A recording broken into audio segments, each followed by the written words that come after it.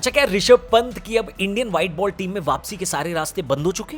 नहीं, कह दो कि ये झूठ है। काश हम ये कह सकते कि झूठ है, लेकिन बिल्कुल ऐसा लग रहा है। कल इंडिया वर्सेस अफगानिस्तान के बीच धर्मशाला में पहला वनडे मैच हुआ। हमने आपको पहले बताया था कि आप इंडिया वर्सेस अफगानिस्तान पर फोकस मत करना, क्योंकि ये सीरीज अब इंडिया की रोड टू 27 वर्ल्ड कप में पहला पड़ाव मात्र है। यहां से अब फोकस सिर्फ जीत पर नहीं रहेगा, बल्कि आप क्या स्ट्रैटेजी लगा रहे हैं इस पर भी रहेगा। क्या स्ट्रैटेजी लगाएगी इसको भी डिकोड करेंगे, लेकिन पहले कल मैच के बारे में बात कर लेते हैं, जो कि आधा आधा हो गया। जी आधा मतलब 50-50 ओवर का मैच होना था, 100 ओवर का मैच होना था, लेकिन बारिश की वजह से टोटल 50 ओवर का हो गया। दोनों टीमों को 25-25 ओवर खेलने को मिले, क्योंकि धर्मशाला में बारिश रुकने का नाम नहीं ले रही थी। और बारिश रुक नहीं रही थी तो कमेंटेटर खिलाड़ियों के बजाय पीछे जो पहाड़ है उसकी तारीफ करके टाइम पास कर रहे थे। लेकिन जो लोग दिल्ली, चंडीगढ़ और आसपास के शहरों में धर्मशाला गए थे वहां से, उनके लिए तो ये मैच बहुत इंपॉर्टेंट था। और इंपॉर्टेंट से याद है, एक इंपॉर्टेंट पॉडकास्ट भी हमने अपने टीआरपी चैनल पर किया है। जी हाँ, नीम करोली बाबा जी की स्टोरी और उनकी लाइफ पर एक फिल्म आ रही है, जिसके डायरेक्टर प्रोड्यूसर से हमने बात करी है, और उस पॉडकास्ट को देखना बहुत जरूरी है। ऐसी ऐसी कहानियां जो आपने कभी नहीं सुनी या सुनी होंगी तो उसका एक अलग एंगल, जाके डिस्क्रिप्शन में जो लिंक है वहां से उस पॉडकास्ट को जरूर देखना। हमारे टीआरपी यानी द रौनक पॉडकास्ट चैनल पर वो पॉडकास्ट ऑलरेडी लाइव हो चुका है। इस वीडियो में आगे बढ़ते हैं। फाइनली कल जब मैच स्टार्ट हुआ शाम को 6 बजे, हमें पता चला कि इंडियन टीम में हर्ष दुबे और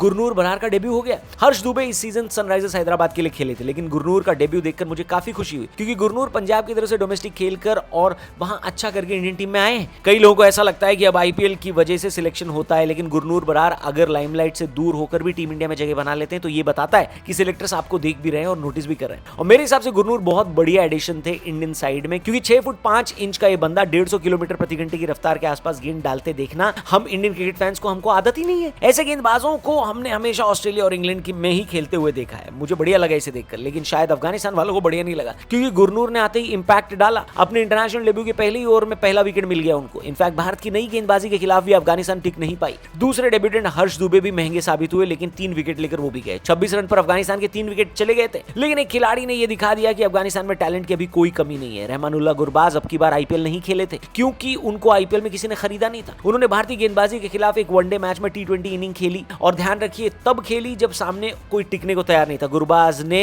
200 की स्ट्राइक रेट से सेंचुरी मार दी। अफगानिस्तान पूरे 25 ओवर नहीं खेल पाई और 194 बनाकर ऑल आउट हो गई। आप इसमें गुरबाज की कंट्रीब्यूशन समझ लो कि उन्होंने आधे से ज्यादा रन अपनी टीम के लिए बनाए। टीम इंडिया को गुरबाज की वजह से 8 रन प्रति ओवर के हिसाब से टारगेट बनाने का जिम्मा मिला था। अगर 50 ओवर का मैच होता तो शायद ज्यादा हो जाता, लेकिन 25 ओवर में टीम इंडिया को कोई खास मुश्किल होने वाली नहीं थी। इस दशक के सबसे बेहतरीन ओपनिंग जोड़ी गिल और रोहित शर्मा ने खेलना शुरू किया, और ऐसा लग रहा था कि दोनों ने कोई खास परेशान नहीं है, अच्छा खेल रहे थे। रोहित भाई तो बेहतरीन पुल शॉट मार रहे थे, शुभमन गिल भी बढ़िया कवर ड्राइव लगा रहे थे। 6 ओवर से पहले 46 रन की पार्टनरशिप हो गई थी, लेकिन तभी रोहित शर्मा रन आउट हो गए। दूसरी तरफ गिल खड़े हुए थे, जिन्होंने पहले तो रोहित की कॉल पर रिस्पॉन्ड कर दिया, लेकिन फिर रन लेने से मना कर दिया। अब कई लोग इसको साजिश की तरह देख रहे हैं। क्या साजिश है, हम आज के मैच के टॉकिंग पॉइंट में आपको बाद में बताएंगे। लेकिन फिलहाल अफगानिस्तान को एक ब्रेक थ्रू मिला, लेकिन कोहली की गैर मौजूदगी में 3 नंबर पर ईशान किशन आए और मोमेंटम टूटने नहीं दिया। 22 बॉल में 34 रन की बढ़िया इनिंग खेली इन्होंने, और दूसरी तरफ ईशान किशन के बेस्ट फ्रेंड शुभमन गिल भी बढ़िया टच में दिख रहे थे। उनकी भी हाफ सेंचुरी आई, बल्कि उनकी तो सेंचुरी भी पूरी हो जाती अगर दूसरी तरफ खेलने आए राहुल अचानक से विव रिचर्ड्स की आत्मा उनमें ना आई होती तो। राहुल भाई इतना एग्रेसिव तो T20 में नहीं दिखे जितना कल वनडे में हो गए। 19 बॉल में 39 रन बना गए और गिल की सेंचुरी पूरी नहीं हो पाई। टीम इंडिया 7 विकेट और 13 रन रहते धर्मशाला में वनडे मैच जीत चुकी थी। सीरीज 1-0 से हम लोग आगे हो गए। अब थोड़ी बात करते हैं कल के मैच के टॉकिंग पॉइंट की। जैसा कि हमने आपको वीडियो में शुरुआत में बताया कि ईशान किशन को खेलते हुए देखकर लग रहा है कि ऋषभ पंत की वापसी अब व्हाइट बॉल सेटअप में मुश्किल होगी। ऋषभ पंत बहुत वक्त तक भारतीय व्हाइट बॉल सेटअप के साथ रहे। एक वक्त पर उनको धोनी का रिप्लेसमेंट माना जाता था, और इस वक्त तक ऋषभ पंत तीनों फॉर्मेट में अच्छा कर रहे थे, लेकिन पिछले कुछ सालों से उनकी T20 और वनडे फॉर्म खराब हुई है। वो इतने बढ़िया तरीके से स्कोर नहीं कर पाते हैं जितने अच्छे तरीके से कुछ भारतीय विकेटकीपर कर रहे हैं। इस सीरीज में उनको ड्रॉप करके ईशान किशन को जगह दी गई थी, जिन्होंने कल बहुत अच्छा प्रदर्शन करके इस बात को साबित कर दिया कि ऋषभ पंत को मुश्किल होने वाली है। वैसे अगर मान लीजिए ईशान किशन न भी चलते तो भी ऋषभ पंत की वापसी मुश्किल लग रही थी, क्योंकि फिर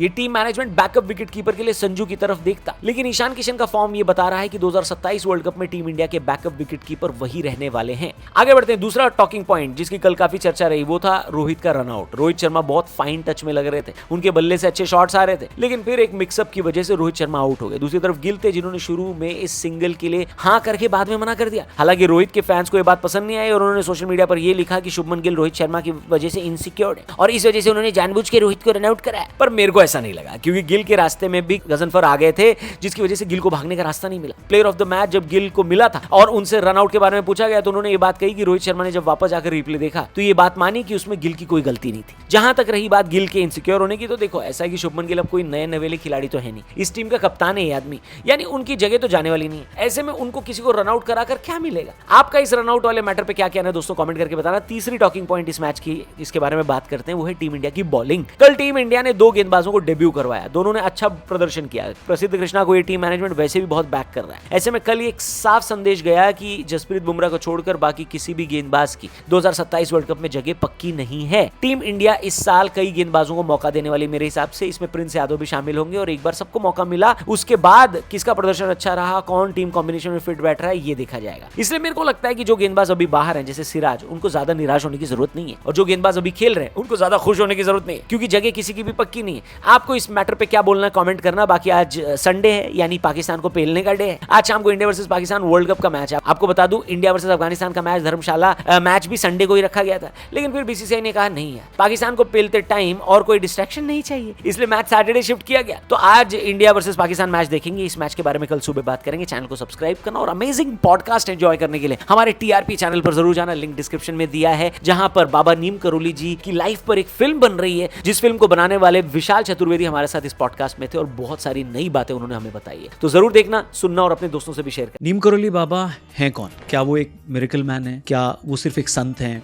वो हैं कौन? तो ये बहुत बड़ा क्वेश्चन था, क्योंकि बहुत से लोग उनको हनुमान जी का अवतार भी बोलते हैं। ओ बाबा जो है वो गंगा स्नान करने जाते थे, 2-3 उनके डिसाइपल्स थे, इनके साथ में जाते थे, कभी कभी अकेले भी जाते। तो बाबा जो है गंगा स्नान करके लौट रहे थे नीम करोली के लिए, क्योंकि फर्स्ट क्लास के डिब्बे में बैठे थे। तो उनको अंग्रेज ने स्पॉट किया और उन्होंने कहा कि भाई ये तो शोर मचा रहा है, इसको बाहर उतारो। ओके, उनको धक्के मार के उतार देते। कह ठीक है बेटा, हम तो रमता जोगी बहता पानी, हम कहीं भी रम जाएंगे। बैठ जाते हैं पेड़ के नीचे और अपना रामधुनी लगाने लगते हैं। अब वो इंजन में कोयला डलता है, ब्रेक रिलीज करते हैं, क्योंकि सब कुछ हो रहा है, लोग जो है ना परेशान है, गाड़ी चली ना। लेकिन ट्रेन रुकी कैसे थी? तो कहते रहे साहब वो किसी बाबा चढ़ गया था जो है ना फर्स्ट क्लास के डिब्बे में, तो उतारने के लिए चेन खींची थी। ये आता है और जाके सब कुछ माला वाला जो भी है फूल चढ़ाता है और प्लस उनको टोकरी रखता है। और बाबा कहते हैं अरे हमने थोड़ी रोकी गाड़ी भाई, हम कैसे रुक सकते गाड़ी? खेलते रहते हैं। हमारी फिल्म में नहीं तो 25 सीन्स ऐसे होंगे जहां पे बंदर अपने आप फ्रेम में आ जा रहे हैं। फिल्म ओपन ही बंदरों के सीन से होती है। तो क्रेडिट्स में लंगूर को भी दिया है? Opening credit. अच्छा, सही में हनुमान जी के दूत, बंदर और लंगूर। स्टीव जॉब्स की जब भी बात होती है नीम करोली बाबा का जिक्र जरूर होता है। उनकी रियल स्टोरी क्या है? बाबा का फेवरेट फ्रूट वाज एप्पल, हाँ, और देयर आर 13 फोटोग्राफ्स जिसमें बिटन एप्पल भी है। ऐसा कुछ कनेक्शन की डिजाइनर तो कोई और था। कई बार होता है ना कि कुछ आप काम करते हो लेकिन आप उसका क्रेडिट टीम को देते हो। कहते bitten Apple was also an inspiration coming from Neem Karoli Baba. Okay, so many नेतागण जो है ना, लाल बहादुर शास्त्री, शंकर दयाल शर्मा, सब बाबा के डिसाइपल थे। Nehru ji wanted to meet, जब वो वॉर चल रहा था, इंडो चाइना वॉर, तब उन्होंने किसी से कॉल करा के महाराज जी से पूछवाया कि क्या होगा वॉर का। अच्छा, तो महाराज जी का आंसर सुनिए आप। कहते हैं भारत देश संत महात्माओं देवताओं का देश है, यहाँ पे कम्युनिज्म फटक भी नहीं सकती। अभी बाबा का स्टेटमेंट है, अब कम्युनिस्ट समझ लें देश के।